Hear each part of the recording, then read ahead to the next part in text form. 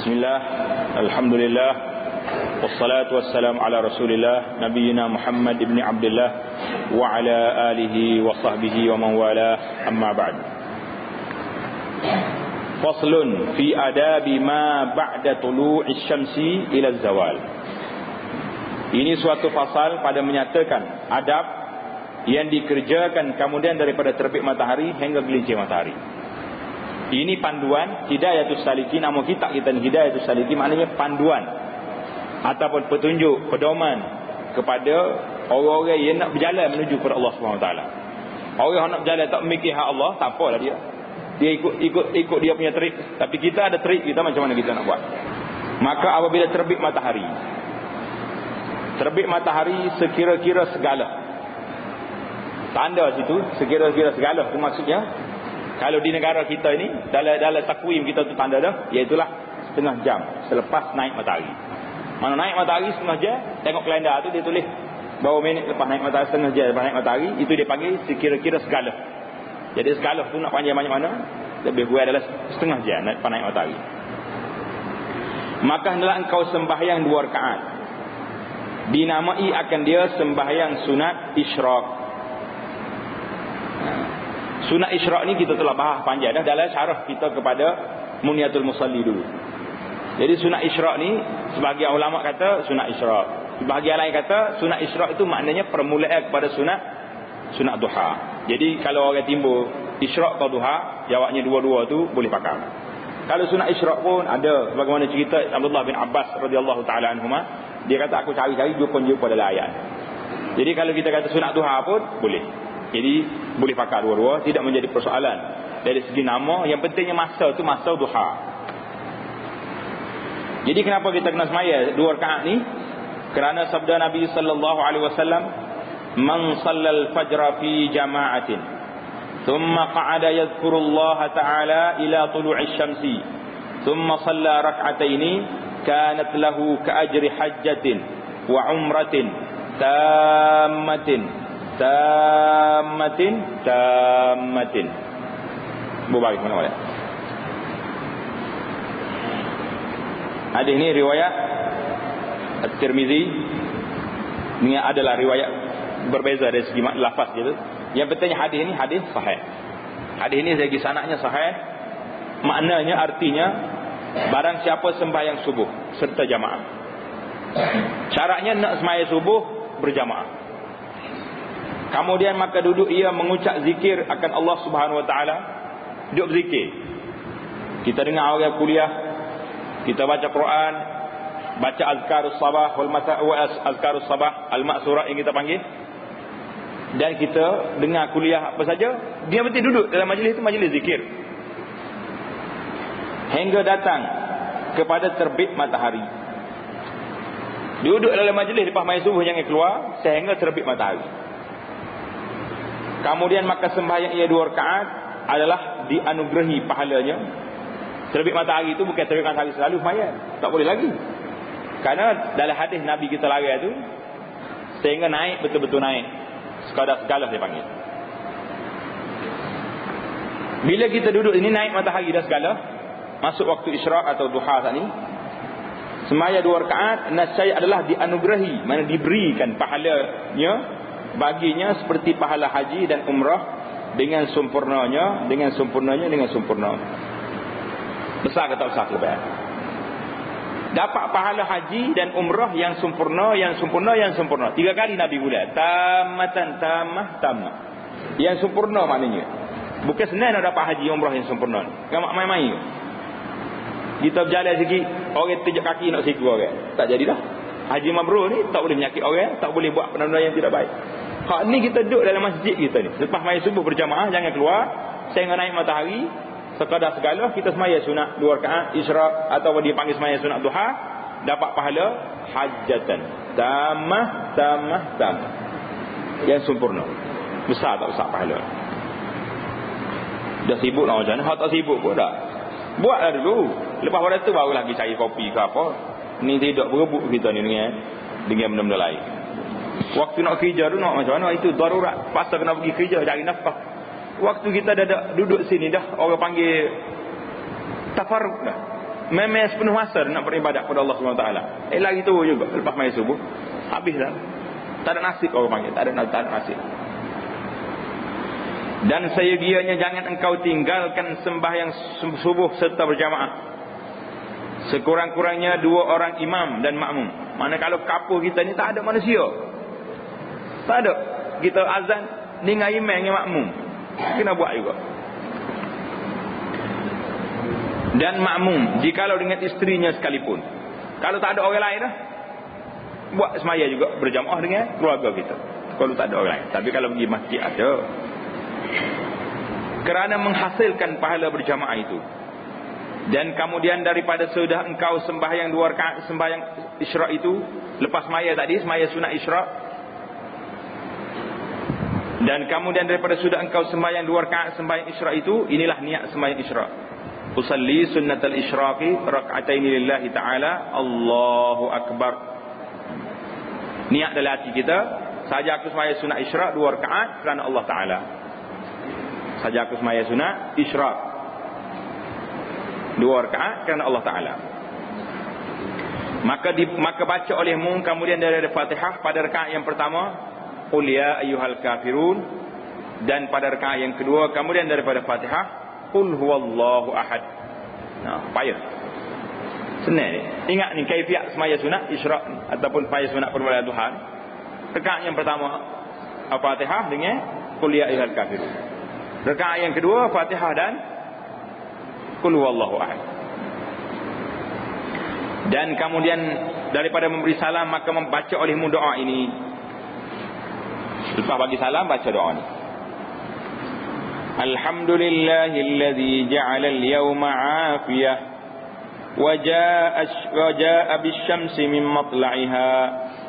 Allahumma arzuqni khaira hadzal yawm wadfa' 'anni syarrah.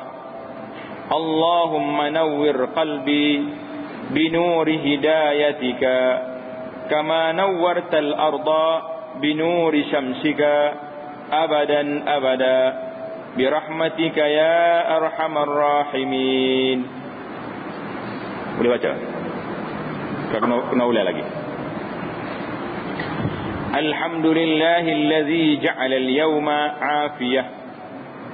Segala puji bagi Allah Subhanahu wa taala yang menjadikan pada hari ini keafiatan. Allah Taala jadikan hari ini selamat, baik. Wa ja'a bisyamsi min matla'iha, dan menerbitkan matahari di tempat terbitnya. Mana Allah Taala terbit matahari di tempat dia naik. Jadi kalau terbit matahari di tempat dia turun, apa jadi? Kiamat. Tak ada lah afiahnya. Sudah kiamat susah lah. Allahumma arzuqni khaira hadzal yaum. Ya Allah, berikanlah rezeki kepada aku sebaik-baik rezeki pada hari ini. Minta Allah Taala rezeki. Bangun pagi lagi sebelum turun rumah pergi menyakur, pergi menebang. Doa Allah Taala minta rezeki yang baik. Khaira hadzal yaum, kebaikan hari ini kita minta. Minta Allah Taala rezeki kebaikan hari itu, gapo dia? Baik wi.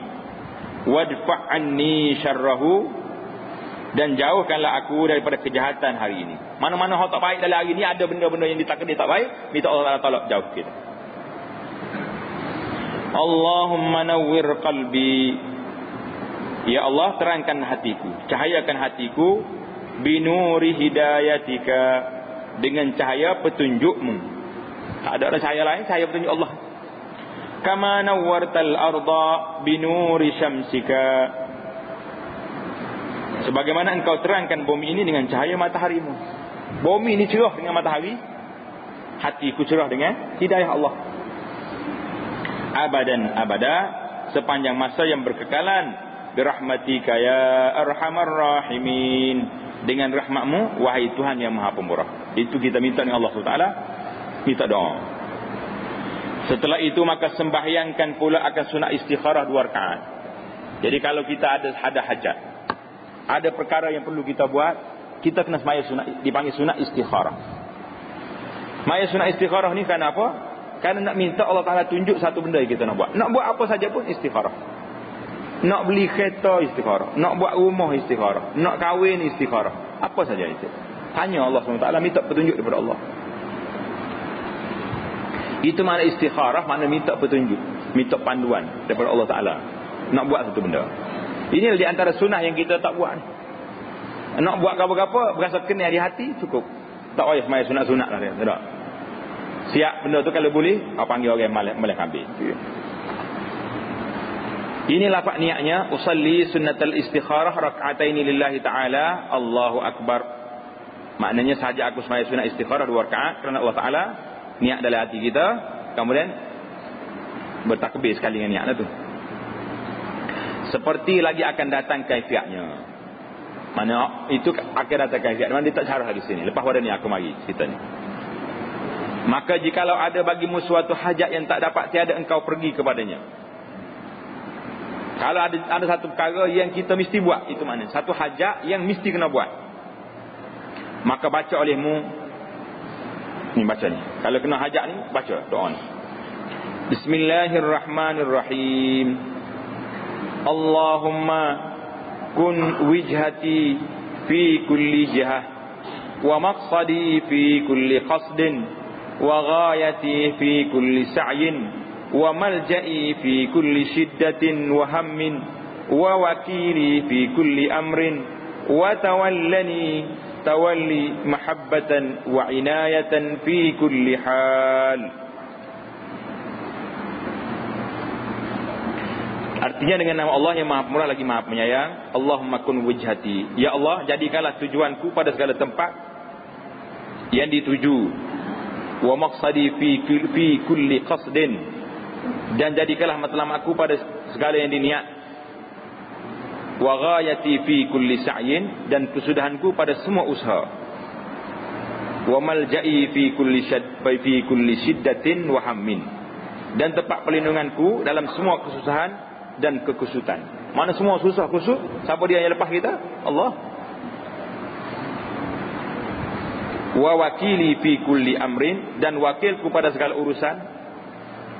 Wa tawallani tawalli mahabbatan wa inayatan fi kulli hal, dan engkau jaga aku dengan jagaan kasih sayang dan bantuan pada semua keadaan. Mana kalau kita rasa ada satu benda hajat yang kita nak pergi pagi tu, nak selesai masalah kita, baca doa dulu. Ni nak pergi, tak ada baca doa apa ni. Bismillah, duduk belakang lakoh tu pun naik kereta pergi. Arti jadi kita ni tidak bergantung banyak kepada Allah Subhanahu Wa Taala. Setelah itu maka engkau kerjakan hajatmu itu. Demikianlah engkau kerjakan pada tiap-tiap yang ada hajatmu yang tak dapat tiada mengeluarkan akan dikau daripada masyghul dengan zikir.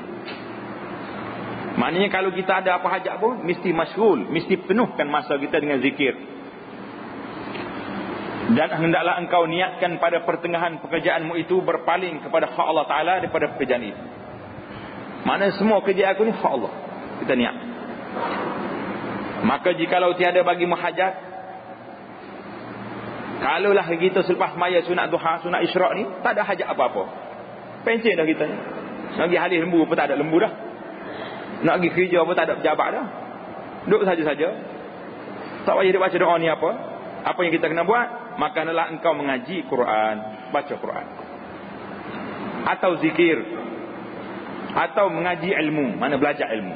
Mengaji, bahasa kita ni belajar, yang memberi manfaat pada dunia dan akhirat, seperti yang lagi akan datang sebutannya itu. Ini dia panggil jadual harian kita. Kalau hari kita ada kelas, kita pergi ngaji. Kalau hari kita ada pejabat, pergi pejabat dulu. Habislah kita naik matahari curah balik dah.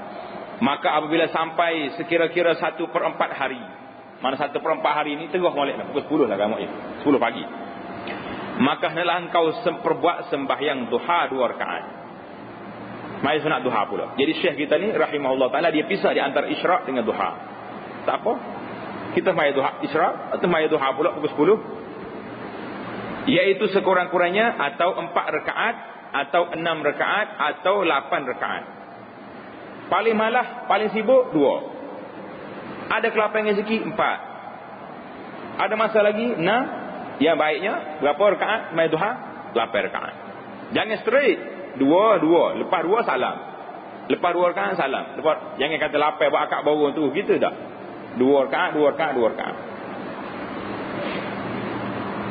Kerana sekalian bilangan yang tersebut pada rakaat itu tersebut dalam hadis Nabi sallallahu alaihi wasallam. Maka jikalau hendak engkau simpankan kepada 2 rakaat jua, kalau nak semaya 2 rakaat saja. Jadi semaya witir, semaya duha ni sekurang-kurangnya 2, yang baik sebaiknya 8 rakaat. Kalau kita nak semaya 2 rakaat, macam mana niat dia? Usalli sunnatud duha rak'ataini lillahi ta'ala Allahu akbar. Maknanya saja aku semaya sunat duha 2 rakaat kerana Allah Ta'ala. Niat dalam hati kita macam itulah 2 rakaat. Tambah 2 rakaat lagi pun macam tu juga. Usalli sunnatud duha rak'atain.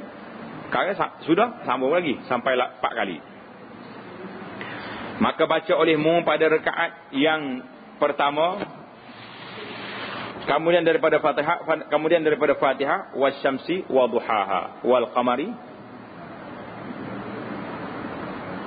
wasyamsi wa duhaha. Rakaat yang pertama. Dan engkau baca kemudian daripada rakaat yang kedua, kemudian rakaat daripada Fatihah wal laili idza yaghsha wasyamsi wa duhaha. Rakaat yang kedua baca wal laili idza yaghsha. Sampai akhir ayat lah tu. Maka apabila selesai daripada mengerjakan sembahyang 2 rakaat itu, maka banyakkan olehmu mengucap istighfar. Apa makna mengucap istighfar? Mengucap astaghfirullah. Itu makna istighfar. Kalau sebut istighfar maknanya ucap astaghfirullah. Itu makna istighfar. Dan selawat atas Nabi sallallahu alaihi wasallam. Setelah itu maka baca olehmu subhanallah walhamdulillah wa la ilaha illallah wallahu akbar wa la hawla wa la quwwata illa billahil aliyyil azim adada khalqillahi wa bidawami mulkillah. Adada khalqillah wa bidawami mulkillah. Baca 10 kali baca. Baca mana tadi? Subhanallah walhamdulillah wa la ilaha illallah wallahu akbar wa la haula wa la quwwata illa billahil aliyyil azim adada khalqillah wa bidawami mulkillah. Baca 10 kali. Maka setelah itu baca olehmu akan doa barang yang engkau kehendaki daripada doa yang kemudian daripada sembahyang dahulu itu. Mana pilih mana-mana doa yang kita nak baca. Yang kita nak berdoa dengan doa apa? Yang kita nak minta dengan Allah Subhanahu Wa Taala. Syahdan. Tiada sembahyang ratibah. Tiada sembahyang ratibah, maksudnya sembahyang sunat ba'diyah selepas fardu subuh di antara terbit matahari hingga gelincir matahari itu, melainkan sembahyang isyraq dan sembahyang duha itu jua. Maksud sembahyang ratibah ni sembahyang yang tetap berwaktu. Itu dia panggil sembahyang sunat ni ada 2 jenis. Ada sembahyang yang ada waktu dan ada sembahyang sunat yang tidak berwaktu. Sembahyang sunat berwaktu contohnya mana? Sebelum zuhur, lepas zuhur itu berwaktu. Tempat dia situ. Pagi pulanya lepas subuh tak ada. Tengok naik matahari ada duha di situ. Itu sembahyang berwaktu. Malam pula sembahyang sunat malam. Sembahyang witir waktu dia selepas sembahyang isya. Itu dipanggil sembahyang berwaktu. Maknanya tiada sembahyang ratibah, sembahyang tetap berwaktu di antara terbit matahari hingga gelincir matahari itu, melainkan sembahyang isyraq dan sembahyang duha itu jua. Maka jika ada yang lebih waktu daripada yang demikian itu, hendaklah engkau kerjakan dalam suatu daripada 4 perkara ini. Jadi kalau ada waktu lagi lebih, waktu pagi kita tu ada lebih lagi, apa benda yang kita nak buat? Apa perkara yang perlu kita buat?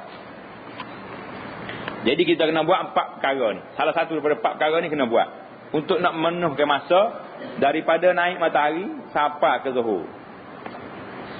Bermula perkara yang pertama yang kita kena buat, maka hendaklah engkau kerjakan dalam waktu itu menuntut ilmu yang memberi manfaat pada agama. Dia suruh kita belajar ilmu. Dan jangan engkau masyghulkan Masyhurkan maksudnya sibukkan. Ilmu yang lain daripada ilmu yang beri manfaat pada agama itu, seperti ilmu yang lebih daripada yang difardukan atasmu, fardu ain. Seperti dikerjakan kebanyakan manusia yang tiada mengambil ilmu kepada gurunya yang baik lagi mursyid. Sekarang ni manusia dia ambil ilmu, kadang-kadang tak jumpa guru dah.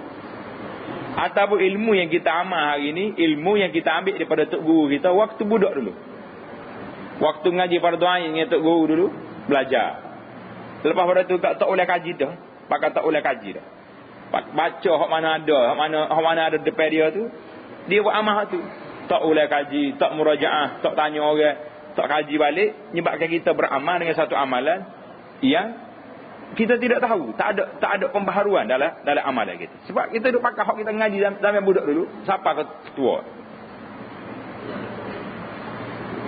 Jadi dia kata sini, ilmu yang baik kepada, mesti ambil ilmu tu kepada guru yang baik lagi mursyid.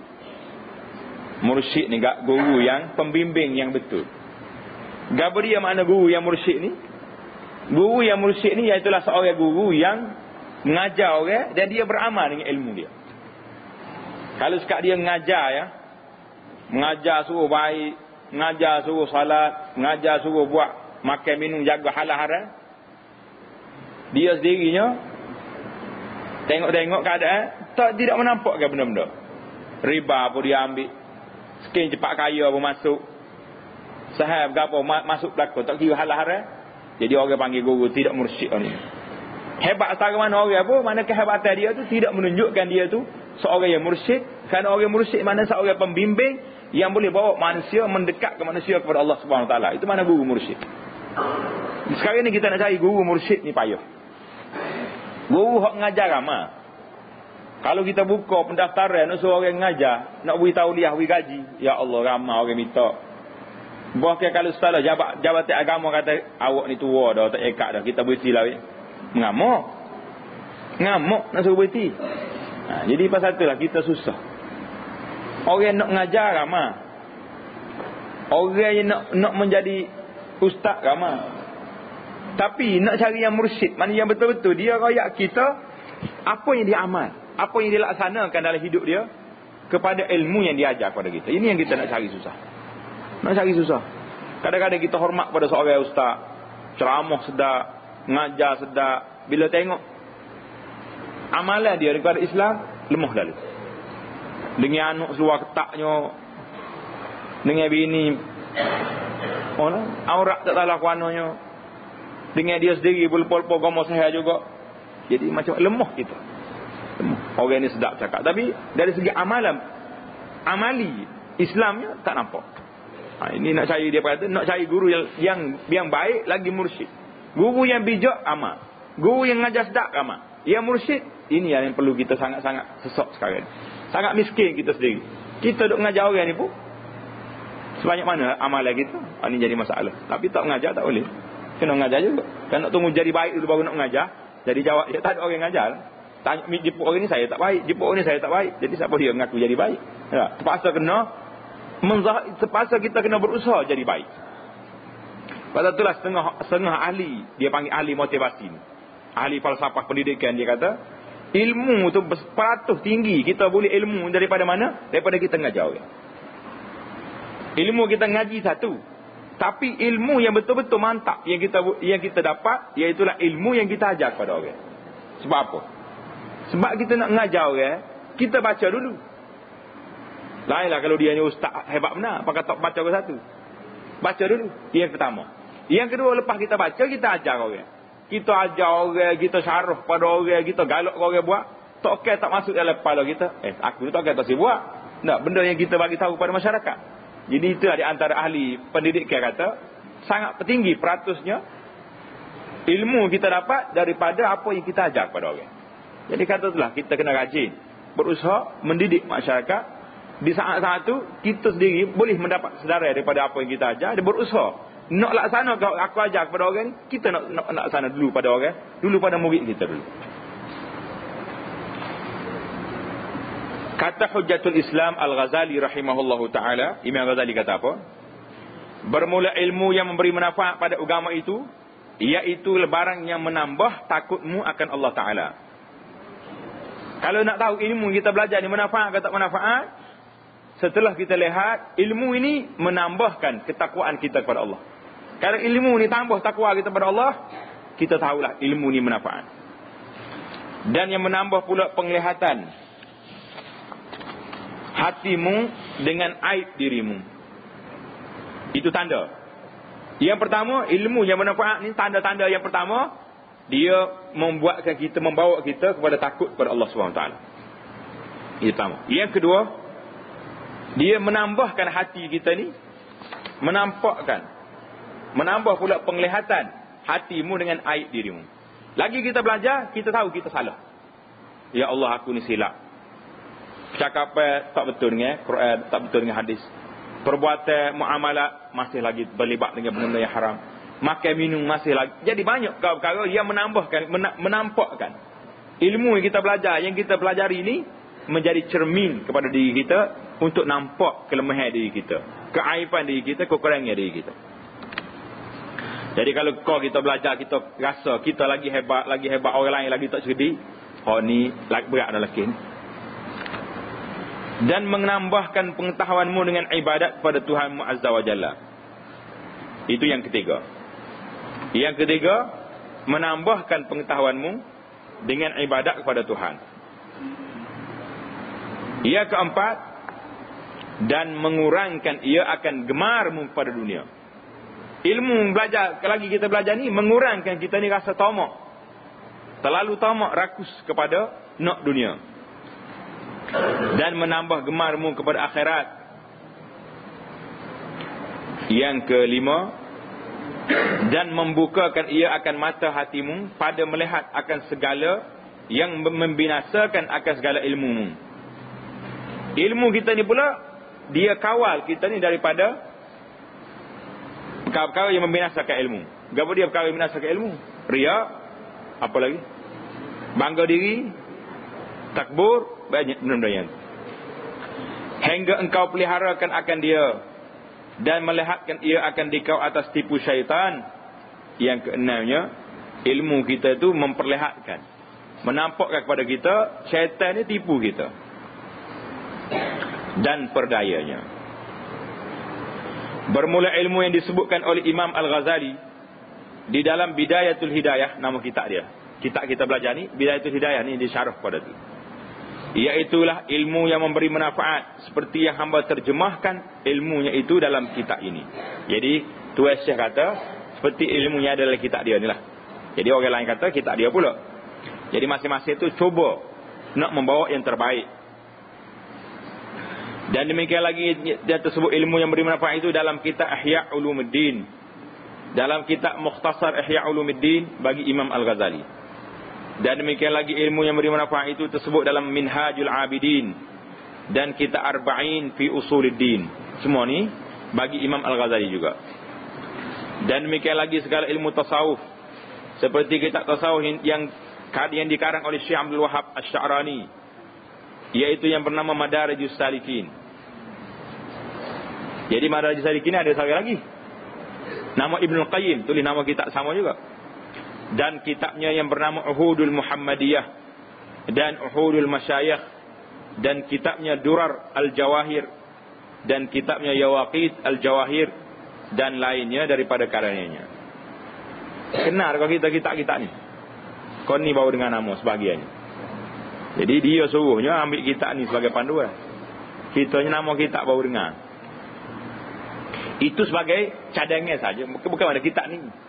Mana kalau kita jumpa kitab lain yang sama dengannya dari sudut akhlaknya, dari sudut apa, tak ada masalah.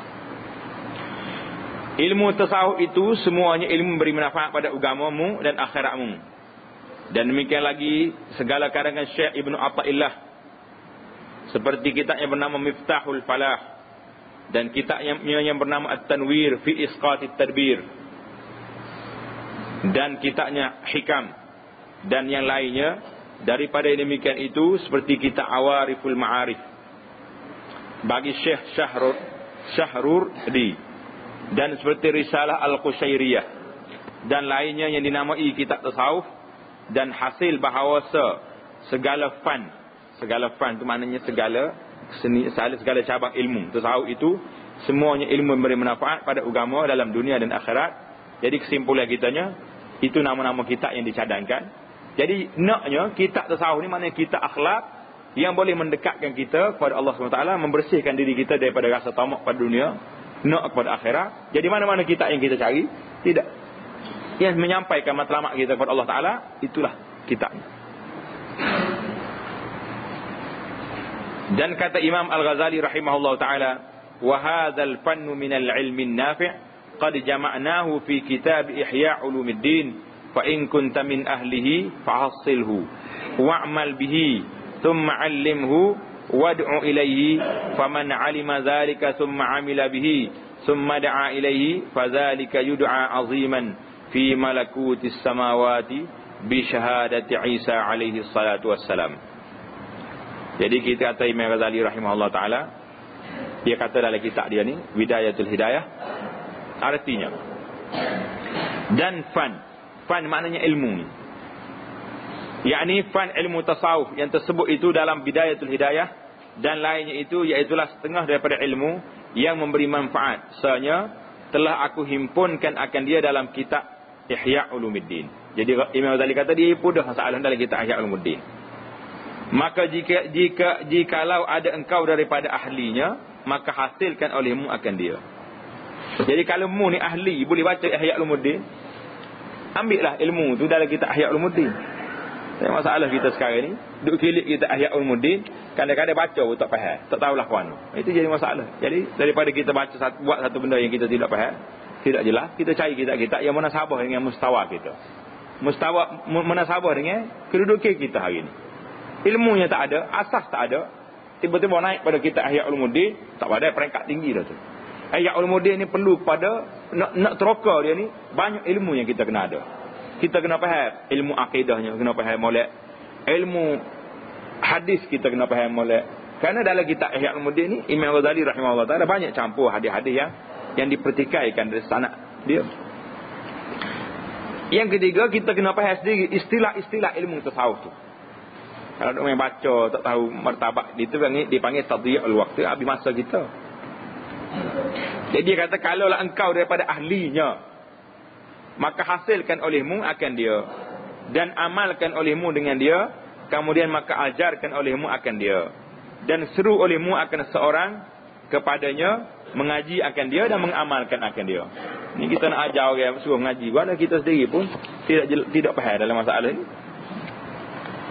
Maka barang siapa mengetahui akan demikian itu dan mengamalkan dia, kemudian maka mengajar akan dia dan menyeru akan orang kepadanya, nasya Allah yang demikian itu dinamai akan orang itu sebesar-besar martabat kedudukan dan dimunadikan, diserukan. Dimunadakan mana diserukan, tanda itu diserukan oleh malaikat dalam malakutus samad, maknanya dalam malakutus samad dengan saksi Nabi Isa alaihi salatu wassalam. Jadi kat sini ni penjelasan Imam Ghazali rahimahullah taala, dia kata disaksikan oleh Nabi Isa alaihi salam ini, tak tahulah dia tidak sebut dia ambil di mana dari segi sanadnya, wallahu alam. Jadi baiklah, kita berhenti setakat itu dulu. Maka apabila selesai engkau daripada menuntut ilmu, jadi selepas selesai menuntut ilmu, apa benda yang kita nak buat lagi, kita break setakat itu dulu, insya-Allah taala kita sambung di jalsah kita yang akan datang. Subhanakallahumma wa bihamdika asyhadu an la ilaha illa anta astaghfiruka wa atubu ilaik. Subhanakallahumma wa bihamdika asyhadu an la ilaha illa anta. Subhanakallahumma wa bihamdika asyhadu an la ilaha illa anta.